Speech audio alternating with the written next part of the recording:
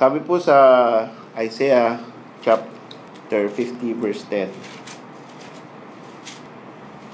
"Who is among you that feareth the Lord, that obeyeth the voice of his servant, that walketh in darkness and hath no light? Let him trust in the name of the Lord and stay upon his God." Tayo po'y manalangin. Panginoon Diyos, ito po ay dapat naming itanong sa aming sarili, sino sa amin dito sa BCA, sa aming mga ma-attend dito, ang may takot sa Panginoon Diyos? At sino po sa amin dito ang sumusunod sa inyong mga utos? At sino sa amin dito ang naghahanap ng liwanag, sapagkat minsan po ay madilim ang nilalakaran namin. Nawa po, Panginoon, turo niyo sa amin ang daan, ang tamang pakiramdam, ang tamang pag-iisip tungkol sa pagtitiwala sa iyong pangalan, sapagkat ito ang solusyon. Kung kami ay naliligaw, kung nawawala kami sa tamang daan na dapat namin lakaran. Turo niyo sa amin ito, Panginoon, at magkakaroon kami ng magandang buhay, isang buhay na nakakatuwa sa inyong harapan. Ito po ang aming dalangin sa pangalan ng iyong anak na si Jesus. Amen. Please be seated. Now, just like many questions in the Bible, this is not a question na talagang naghahanap ng sagot. Minsan po may mga questions sa Bible, lalo na pag ang Panginoon ang nagtatanong, ay hindi naman talaga because He is ignorant. Kundi, those are searching questions. Soul-searching questions. And this is what we have today. Who is among you that feareth the Lord? This is a soul-searching question na itanong natin sa ating sarili. Kasama ba ako doon? Those that fear the Lord. Who is among you that obeyeth the voice of his servant? Are you part of that few people who obey the voice of his servant? Ang ating talata ay nagpapahayag na it implies na sa buong mundo, kakaunti lang ang may takot sa Diyos. Sapagkat kung lahat ay may takot sa Diyos, hindi na yun tatanong. Hindi na yun kailangan pa tayo magsuri sa ating sariling mga dito sa atin. Who is among you? Parang, halimbawa, ilan tayo ngayon? 20. Sino ba sa inyo? That is the question. Sino ba sa inyo ang andito at may takot sa Panginoon? So that is a question na piercing to our soul. Ibig sabihin, kakaunti ang talagang sumusunod sa Panginoon, sa lingkod ng Diyos. Now, yung lingkod ng Diyos doon means the servant who is the Lord Jesus Christ, not the servant who is the pastor. The servant is he who came in the form of God, and though it thought not robbery to be equal with God, yet He became in the form of the servant. Yan po ang ating Panginoong Kristo. Kakaunti ang naghahanap ng liwanag. Sabi, who among you is walks in darkness? Napapansin mo ba? Ikaw ba minsan nararamdaman mo na parang walang direksyon yung buhay ko? Parang gusto ko na mag-give up. Ayoko na lahat yan. Babaguhin ko lahat. Total reset. Sapagkat parang walang meaning. That is the life of darkness. And therefore, if you notice yourself that you are living that kind of life, sabi mo, I need the light. Kailangan ko liwanag ng Panginoon. Sapagkat doon, alam ko, magiging masaya ako. And sadly, even as Christians fall victim to sometimes a life of darkness and no direction. Hindi natin masasabi na porket Kristiyano na tayo, laging straight na yung buhay natin. Laging alam na natin kung ano yung tatahakin natin. Malinaw na lahat. Sa kaligtasan, malinaw na. Si Kristo lamang ang tagapagligtas. Sa kaligtasan, malinaw na ikaw hindi mo kaya ligtas sa sarili mo. Yung kasalanan mo, kailangan kunin ni Kristo at siyang magdusa. Malinaw na yan. Pero yung buhay, yung paglakad mo, yung walking with God, sometimes, lumalabo. Lalo na pag naapektuhan ka ng desisyon ng iba. Ikaw gusto mong maging tuwid. Pero yung mga kasama mo, pipilitin kang hatakin sa baluktot. Mapipilitan ka to survive sometimes. Kailangan mong magtiwala sa sarili. Yung tinatawag na kapit sa patalim.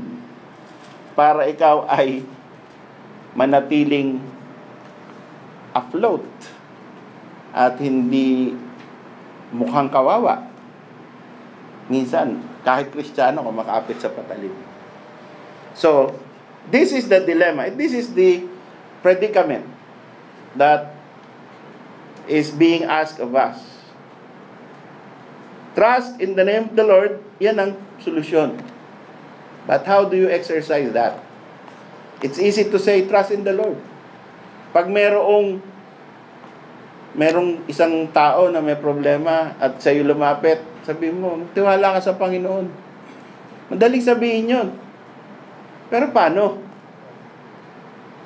Hindi basta-basta yun. Kailangan merong specific. Kailangan pa ng guidance at ano ba talaga nangyayari. Minsan ayaw mong malaman yung detalye ng isang kapatid. Dahil siyempre may involved ka.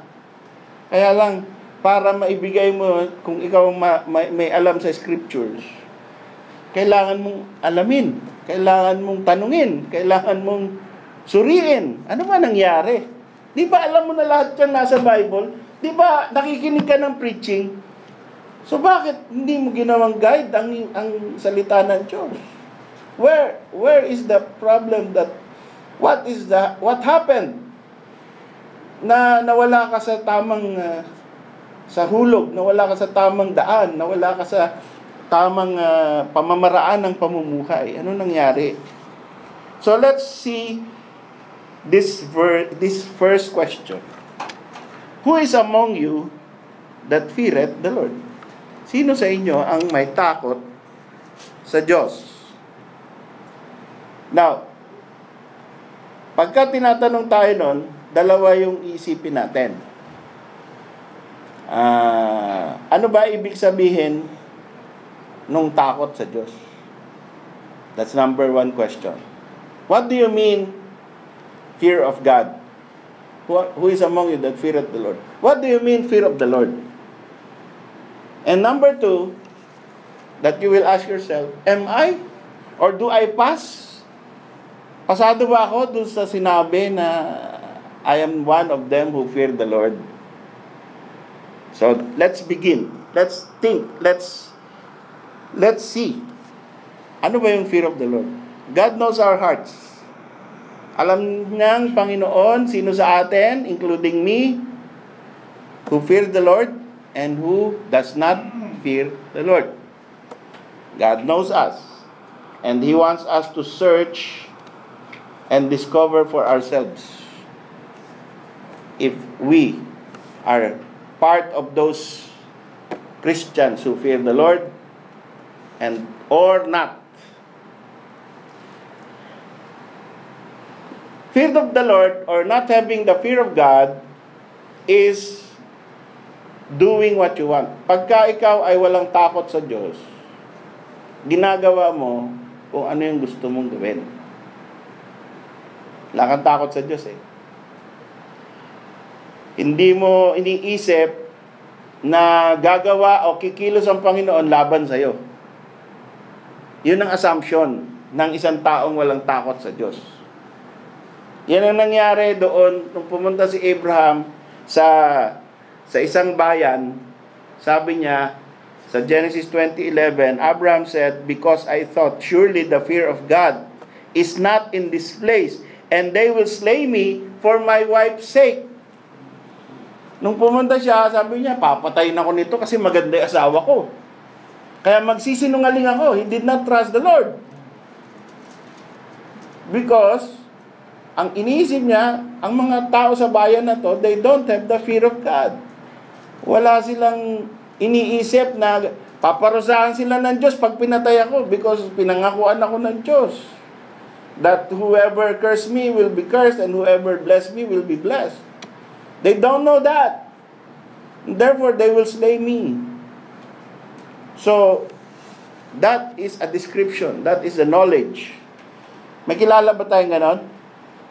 Marami siguro, no? Siguro yung mga nando sa Marawi, yung mga ISIS. They don't have the fear of God. They think they are serving God. But actually, they are destroying lives of people. The life of a nation itself. And they don't think they will have consequences. Akala nila ang ganti sa kanila dahil ginagawa nila yon ay paradise. Samantalang reverse. Kaparusahan ang mangyayari. So, siguro, meron tayong iba, yung mga nagnanakaw, yung mga nangre-rape, yung mga nangaagaw ng asawa. Walang fear of God. Kaya ginagawa nila yun. Not having the fear of God is closing your eyes to what is happening to your life. And considering that it is only a coincidence. Parang sinasabi mo, minamalas lang ako kaya nangyayari yan. No? Hindi naman talaga yan kilos ng Diyos sa buhay ko eh. Ano lang yan, inaalat lang ako. And description ng mga tambay eh, no? Malas ka lang, Dre. No? Nagkaroon ka lang ng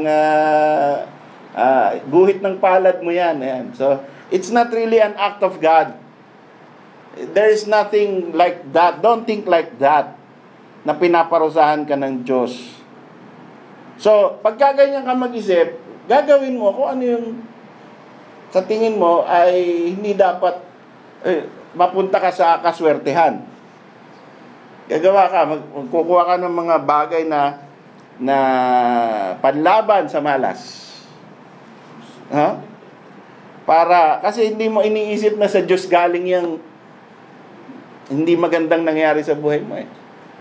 So, ang panlaban mo is geomancy or things which are kagaya nun, yung testimony ni brother si Ian, na dala sa albularyo yung anak. Hindi na iniisip. Kasi yan ang pagkakagaling dyan eh. Pag pinahiran mo, nilagyan mo laway, o kung anong tapal lang gagawin mo dyan, gagaling yan. Kasi hindi naman Diyos ang kailangan. Pero nanalangin siya sa Panginoon, pinagaling ng Panginoon. See? Because they have a different belief. Because Ian has the fear of God. And sabi, wala namang mawawala. No. I fear God. And to consider going to the workers of evil, the workers of sorceries, is against God, against my God. Therefore, even if sa tingin nyo, dyan mabilis gumaling, ay hindi pwede, ayoko. Mawawalan ako ng testimony. So that is a good principle. The fear of God is being mindful that what you do in secret is actually what you are doing in front of God. That is having the fear of God. Yung kahit na magagawa mo yan at walang makakapuna sa'yo, alam mo na nakikita ka ng Diyos. That is having the fear of God. In Leviticus 19:14, sabi, "Thou shalt not curse the deaf, nor put a stumbling block before the blind, but shall fear thy God. I am the Lord." So ano sinasabi ng Panginoon dito? Huwag mong mumurahin ang bingi. Bakit? Bingi naman yun eh. Di naman naririnig yung mura mo. Diba? Lalo na kapag nasa likod, di niya mababasa yung bibig mo na nagmumura ka na pala. So, sabi ng Panginoon, nakikita ko yan. Kaya kahit bingi yan, naririnig ko yung mura mo. Huwag mong gagawin yan, matakot ka sa Diyos na nakakakita at nakakarinig. Huwag mong lalagyan ng katitisuran yung bulag. So, lagyan mo ng katitisuran yung bulag. Anong mangyayari? Idedemanda ka ba ng bulag? Asa ng ebidensya niya na ikaw naglagay ng katitisuran na yon? Wala. So, walang consequence sa'yo. Pero may consequence galing sa Panginoon. Because God has already said, don't do that. I am the Lord. Fear me. See? So, those things which maybe, hindi ka nga mabubuko. Alam niyo, maraming mga kriminal na umiiyak. Hindi dahil nagsisisi sila sa kanilang ginawa, kundi dahil na-discovery sila. Umiiyak. Sabi, hindi ko na ulit gagawin. Pasensya na. Kailangan ko lang ng pagkain. May sakit yung asawa ko, may sakit yung anak ko, yung nanay ko, kung ano-anong may sakit. Pero ginagawa nila yon. Kung hindi sila na-discover, gagawin nila ulit yun. Because there's no fear of God on these people. So, ang tanong, who among you is so fear of the Lord?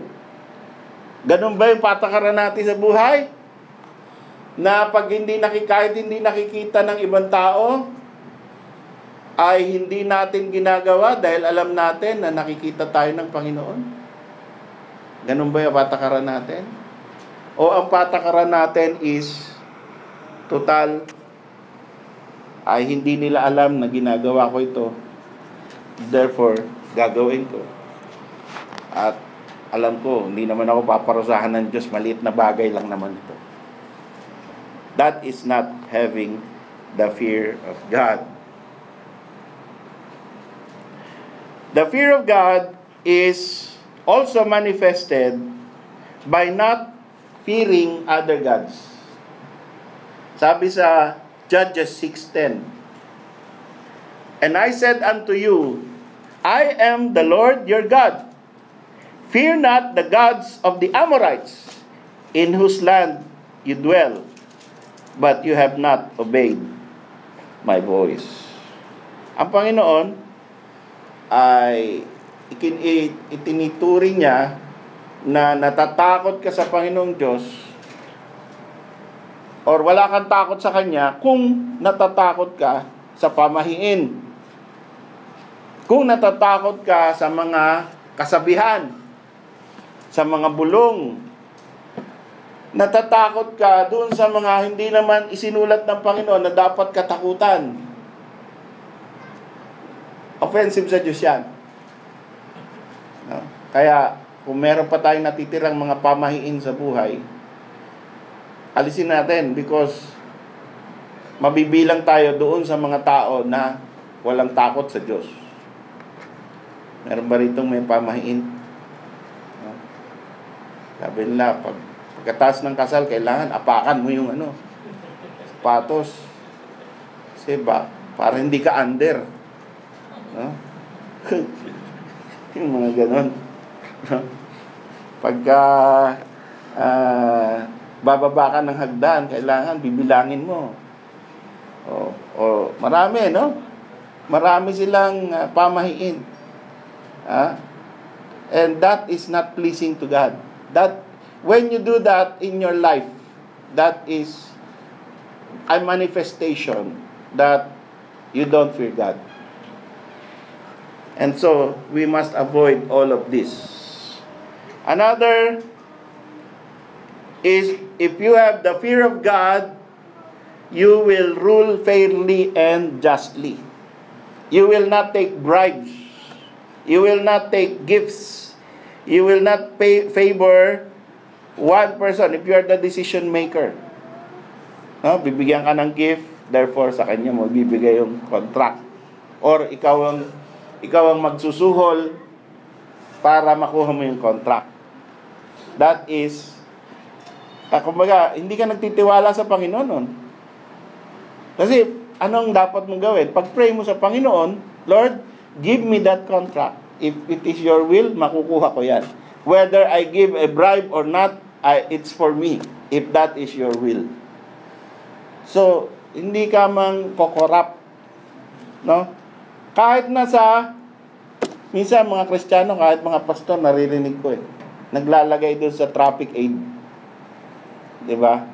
Naglalagay. Para wala nang abala.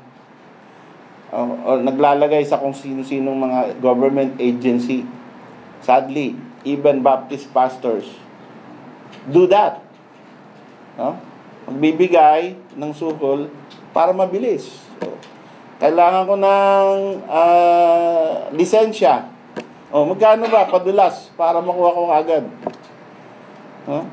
Kailangan nag-violate ka ng traffic. Huwag mo na ako istorbohin. Ito na yung pera. Okay? So, we ought not to do that. No? That is not trusting God. Kung nag-violate ka, so be it. Na-violate mo So, sasabihin mo, sorry. Ganun talaga. So, anong penalty? Kulong. Sige, kulong. Dito, kulong No? Wala, hindi lang fine, kulong. So, meron na tayong mga ex-con dito. Si Pastor Jack, nakulong dahil speeding. Si Lawrence, nakulong dahil nakabangga, hindi niya dala insurance. Si Brother Rex, nakulong. Sino pa nakulong dito? Si Louie. No? So, sino pa? Dito, meron ba rito ngayon? Mga nakulong na? Yan. So, matitino pala kayo. Hindi kayo ex-con. So, madali yun no? Pampabilis ng transaksyon. But, if you fear God, ang sabi ng 2 Chronicles 19:7, wherefore now let the fear of the Lord be upon you, take heed and do it, for there is no iniquity with the Lord our God, nor respect of persons, nor taking of gifts. Yan. Ayaw ng Panginoon ng bribery. Taking of gifts. So this is what we can see from the Bible as what is not fearing God and what is fearing God. So, tanong natin sa ating sarili. Guilty ba tayo? Hindi naman siguro lahat, pero ilan? Baka naging guilty tayo. And if we become guilty, we are guilty of not trusting the Lord. And therefore, let's go back. And let's determine to ourselves na, Panginoon, if ever that time comes again, that I will be tried, I pray that you sustain me, help me, na hindi na ako mag-violate, hindi na ako, magtiwala ako sa iyo, Panginoon. Alam ko, minsan, alam nyo, hindi mo akalain, papatawarin ka ng pulis. Or, yung consequence na dapat mapupunta sa iyo ay hindi mapupunta because you trust in the Lord. So, the number 2, who is among you that obeyeth the voice of his servant? That's the second question. The first question is, who is among you who feareth the Lord?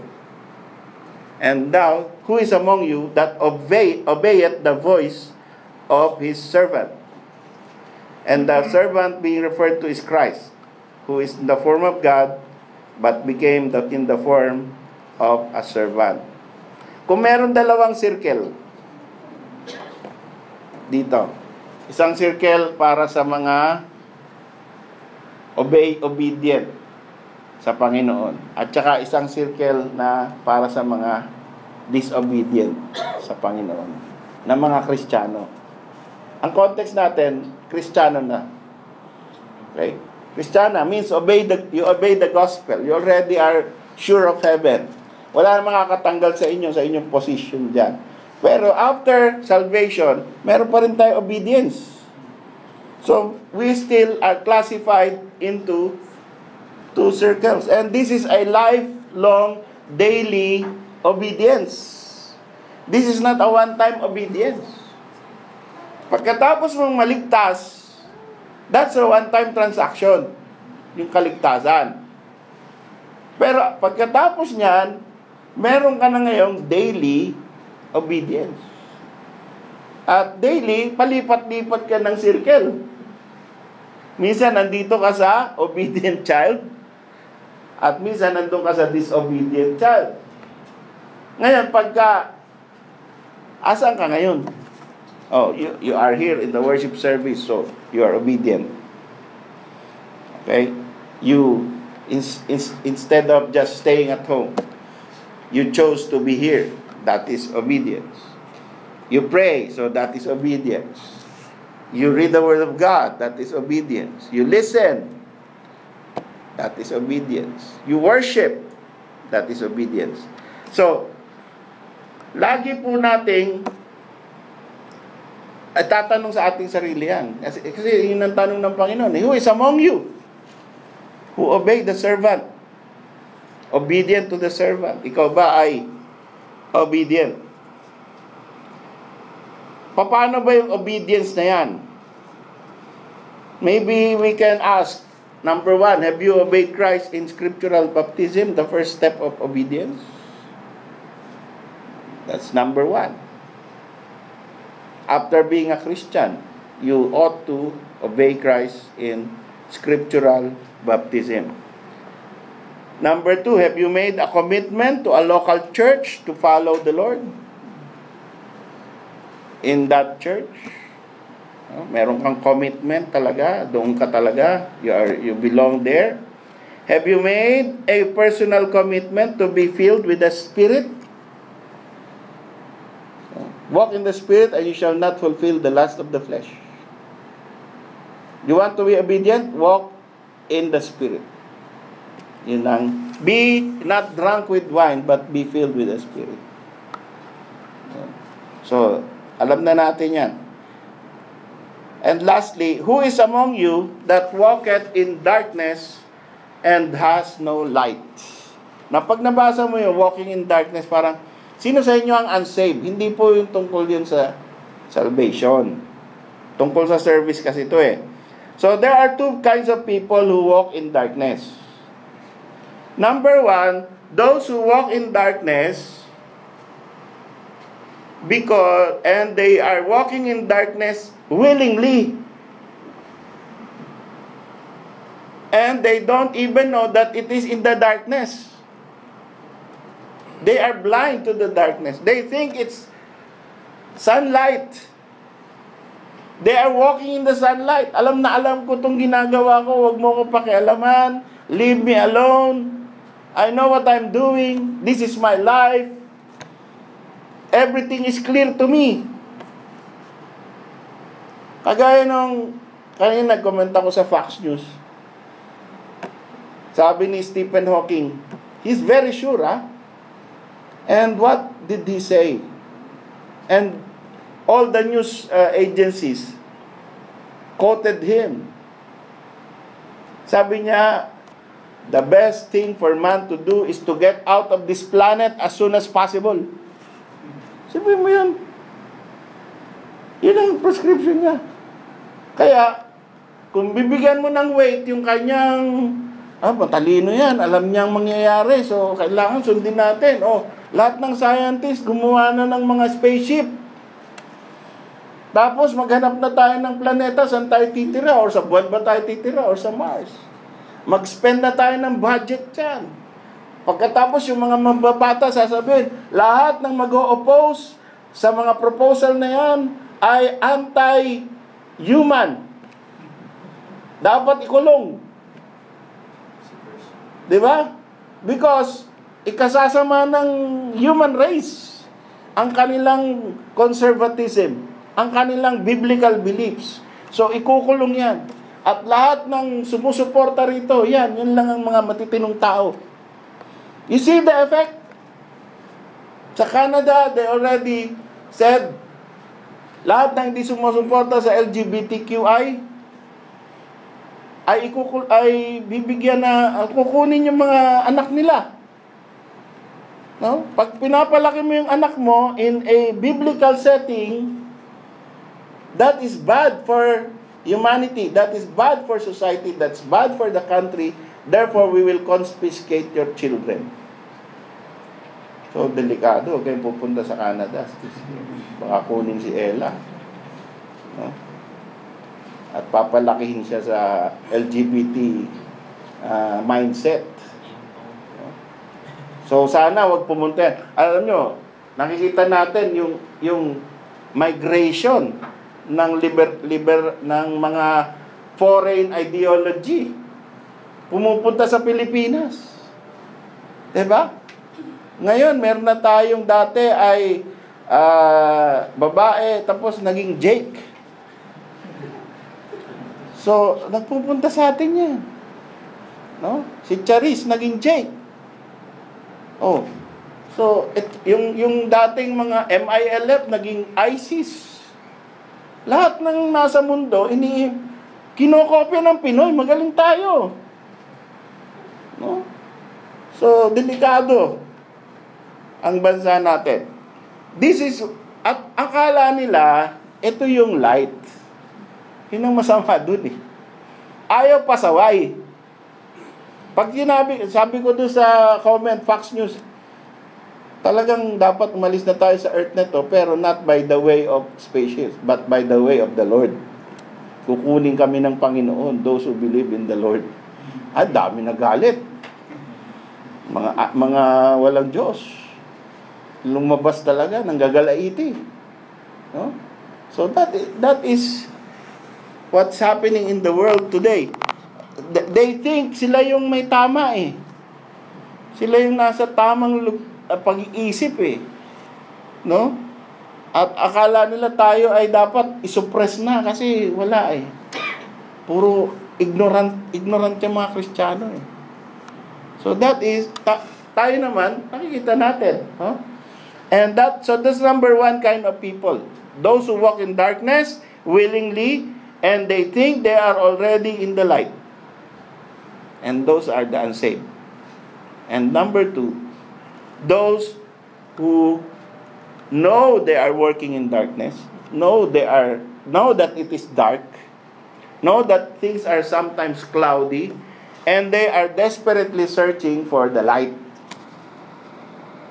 The light of the world is Jesus. Minsan dadaan ka sa ganyan sa buhay mo. Dark times. At baka yung iba sa atin ngayon ay dumadaan sa ganyang pagsubok. No? Hindi mo nalilito ka. Hindi mo alam ano ba talaga Panginoon ang dapat kong gawin. Pero maganda sa iyo dahil ikaw ma-attend ng church, ang tinatakbuhan mo Panginoon. No? Hindi mo tinatakbuhan yung mga makakasira lalo. Bawa psychologist or yung mga nambubuyo na hiwalay mo na yan. No? Manap ka na iba, lalaki ka eh. Dahil mong magandang lalaki ka naman, dahil papatol sa'yo. Pagka nag-aaway kayo ng konti, yun na yung prescription. Or yung babae. At sa babae ngayon, matatapang babae ngayon. Ikaw lang ba marunong mga liwa? Kung ikaw yung nangangaliwa, di sa ako din. Kagante. No? So, yan ay sa married life. At sa iba naman, yung tungkol sa trabaho natin, ganun din. No? Sometimes, dark. Hindi mo alam, is it still worth it to stay in Saudi Arabia? Is it still worth it to be in the Middle East? Or, maganda, doon na lang ako sa bayan ko. Lord, guide me. Maybe it's better to trust in the Lord, serve in your own country, work, and have a business in your own country, although wala ka pang nakikita na success. Pero, sabi nga, trust in the Lord eh. Oh. So, pagka wala kang tiwala sa Panginoon, sabi mo, naku, hindi, dito tayo kumikita eh. Kailangan, dito na tayo mamatay. Or, pagka maraming na tayong pera, yun, tsaka lang tayo uwi. Kasi, okay na. Hindi walang tiwala sa Panginoon yun. Ang tiwala mo sa atik. Ang tiwala mo sa pulos. Ang tiwala mo kay humamad. Diba? Wala kang tiwala sa Panginoon. So, kailangan natin ng light. So, who is among you who walketh in darkness and hath no light? Trust in the Lord. Ano sabi ng Panginoon sa John chapter 9 verse 39? And Jesus said, For judgment I am come into the world, that they which see not might see, and that they which see might be made blind. Yan yung sinasabi ko sa inyo. Dalawang uri ng tao. Yung isa, nagmamalaki na siya ay nakakakita, malinaw ang mata niya. Sabi ng Panginoon, bubulagin ko yung mga ganyan. So, wag tayo magmamalaki sa Panginoon na malinaw ang mata natin. Baka tayo bulagin. Pero yung mga hindi nakakakita ay bibigyan ng Panginoon ng liwanag. Kaya sabi ng mga Pharisees, some of the Pharisees which were with him heard these words and said unto him, Are we blind also? Bulag ba kami? Yung tono ng pananalita mo, Master, parang sinasabi mo, bulag kami. Sabi ng Panginoon, if you were blind, you should have no sin. Kung inamin nyo sana na kayo'y bulag at kailangan nyo ako para bigyan kayo ng liwanag, wala sana kayong kasalanan. Subalit dahil sinabi nyo nakakakita kayo, ang inyong kasalanan ay nananatili sa inyo. Yan yung reply ng unsaved. No? Hindi ko kailangan ng liwanag.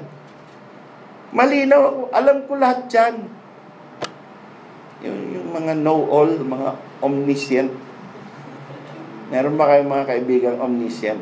Ayaw magpa-witness dahil omniscient. Alam na nila lahat eh. Nadaanan ko na yan. Lalo na yung matatanda na, no? Papunta ka pa lang, nakasampung balik na ako, iho. Kaya wag mo na akong turuan yung ebanghelyo mo. Wag mo na akong basahan yan. Allergic sila sa basa. Binubuksan mo pa lang yung Bible, parang napapaso na. No? Ayaw nila nang babasahan sila, aaralan mo, lalo na kung mas bata ka doon.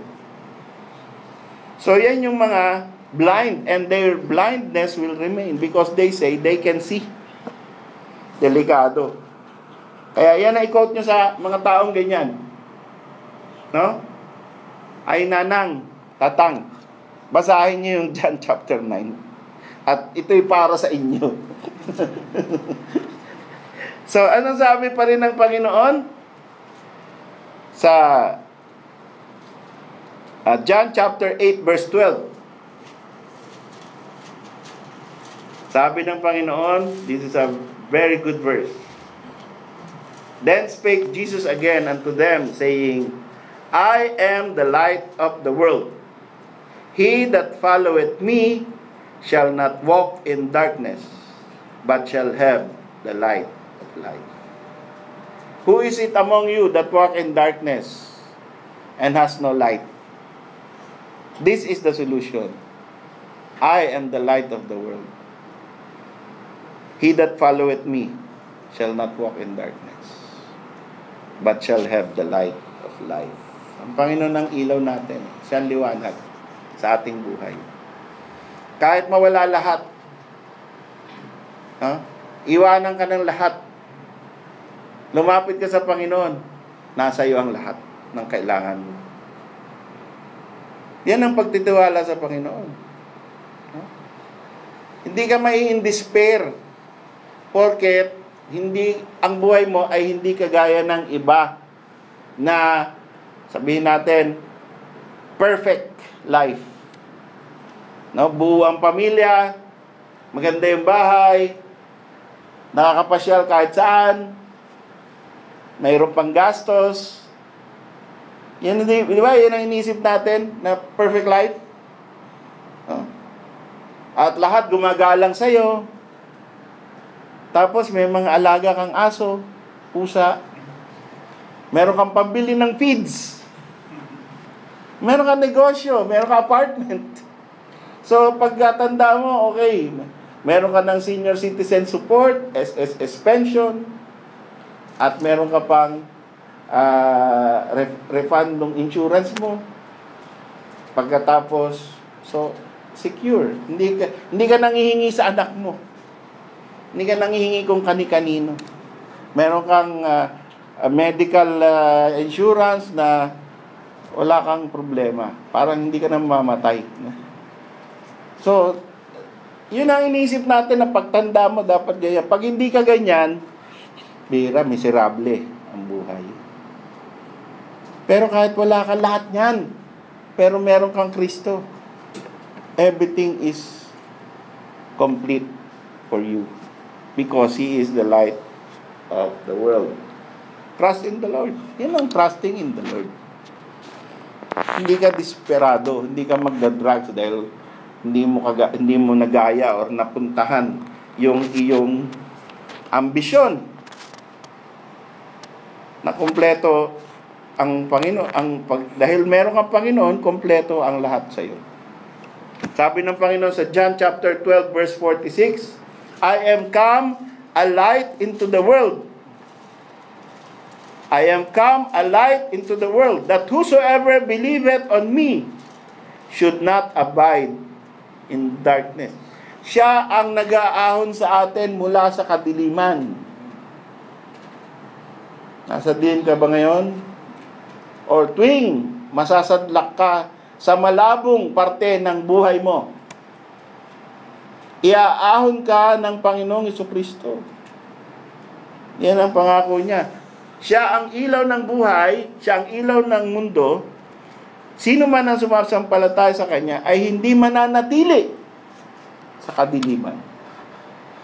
So, hindi ka lang niya iaahon sa madilim na mundo or kaharian ni Satanas, kundi daily, pag tuwing pupunta ka sa Kanya, iaahon ka niya doon sa madilim na buhay mo for that day. And so, ito po ang pinibigay sa atin ng Panginoon ngayon. Na sino man ang may takot sa Diyos, magtiwala sa Panginoon. Kung ikaw ay walang takot sa Diyos, magtiwala ka sa Panginoon, magkakaroon ka ng takot sa Diyos. Kung ikaw naman ay meron ng takot sa Diyos, manatili kang nagtitiwala sa Panginoon at pagpapalain ka ng Panginoon. Huwag natin pong katakutan ng Panginoon or don't fear God because don't make it a policy that you don't do something bad because mapapahiya yung iyong family name. That is trusting in your family name.